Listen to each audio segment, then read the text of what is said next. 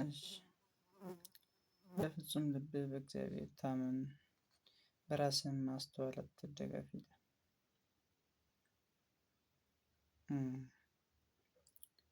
ሰው በብዛት በራሱ ይታመናል፣ ወይ ደግሞ እኔ እንዲህ አደርጋለሁ ይላል፣ ወይ እንደዚህ መሆን እችላለሁ፣ ወይ ደግሞ እንዲህ ካረኩኝ እንዲህ ካደረግኩኝ እንዲህ መሆን እችላለሁ፣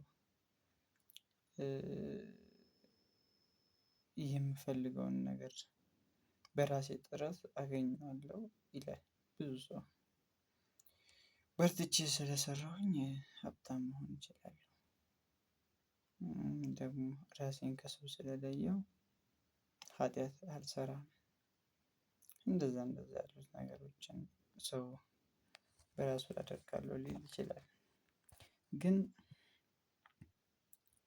በራሳችን የምናደርገው ነገር ሳይሆን በእግዚአብሔር ስንታመን ወይ ደግሞ እግዚአብሔርን ያደርግልናል ስንለው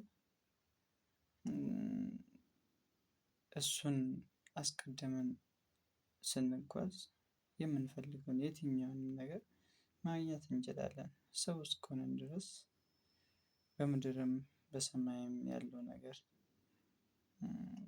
በሱ ስንታመን ይፈቀድልናል።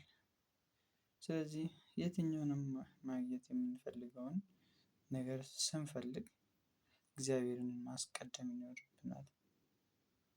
እሱን ካስቀደምን የትኛውም ከፍታ ላይ መውጣት እንችላለን። የትኛውም ከፍታ ላይ ምንም የሚያቅተን ነገር የለም።